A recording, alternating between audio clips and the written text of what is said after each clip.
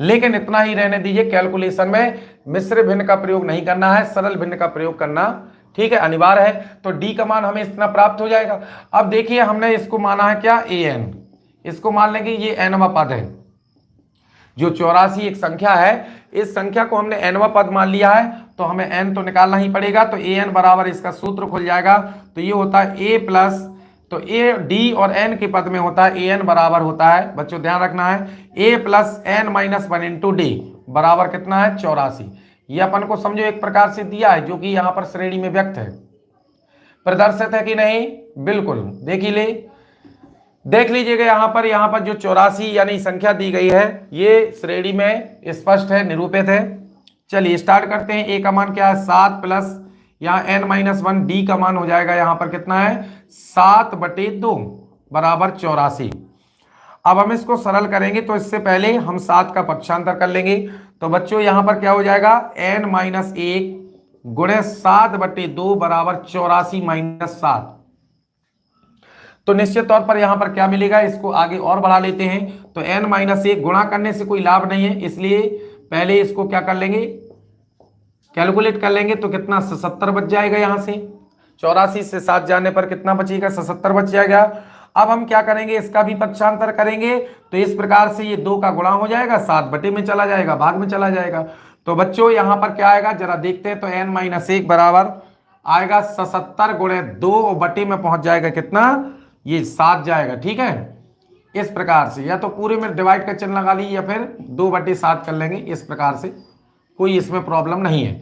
ओ sorry 7 है, तो यहां पर 2 जाएगा यहाँ पर गुणा में, और 7 जाएगा भाग में, यानी बटे में। 2 यहाँ 7 से कट जाएगा कितनी बार, 11, और 11 दूनी कितना, 2 का गुणा कर लेंगे कितना 22। तो n बराबर हो जाएगा 22 प्लस 1, यानी n का मान कितना हो जाएगा 23। तो ये बच्चों हमें n का मान, इसका मतलब ये हुआ बच्चों, कभी कभी तो n भी पूछ देते हैं। तो इससे 2 फायदा है, जब भी इस प्रकार से कोई सवाल आ जाए, श्रेणी दे दी जाए, तो अगर ये पूछ दिया जाए कि ये कौन सा पद है, तो हमें ये भी पता चल गया कि ये 23वां पद है। और हम इस निष्कर्ष पर पहुंच जाते हैं कि ये जो श्रेणी 7 से लेकर 84 तक है, इसमें टोटल 23 पद है।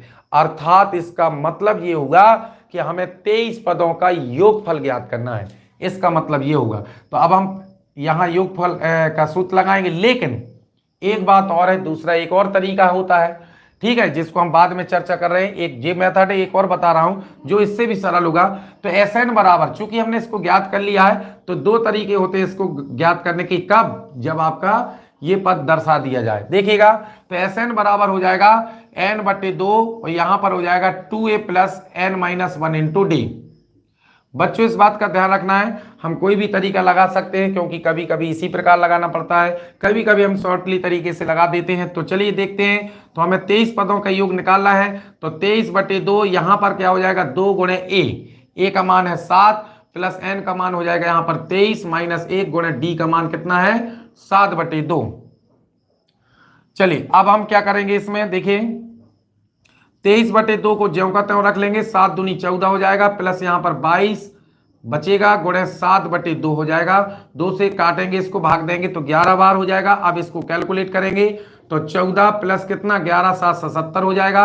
अब इसको आगे करेंगे, तो 23/2 और 14 और 77 को जोड़ेंगे, तो 7 4 11 की 1 है ना, 7 1 8 1 कितना 9 हो जाएगा यहाँ पर।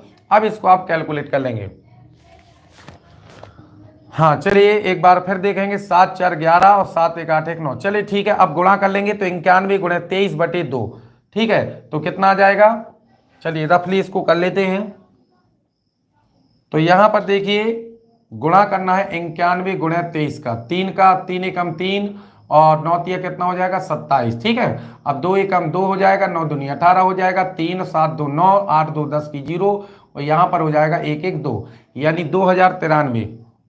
2093 और बट्टी 2। अब इसको मिश्र भिन्न में अगर बदलना है आपको, तो आप 2 का भाग कर लेंगे, ठीक है। अगर हम मिश्र भिन्न में इसको बदलना चाहें, या तो फिर आप इतना ही आंसर ले लें, लिख दें इसको, या फिर कर लेंगे क्या 2 का भाग। तो यहाँ 2093 यानी 2093, तो 2 एकम 2, इस प्रकार से 0 आ जाएगा। फिर अंक उतारेंगे 9 का, 2 चौको 8 हो जाएगा, 1 3 और यहाँ पर हो जाएगा 2 6 12 हो जाएगा 1, यानी कि ये हो जाएगा आपका 1046 बटे कितना, सॉरी 1046 सही 1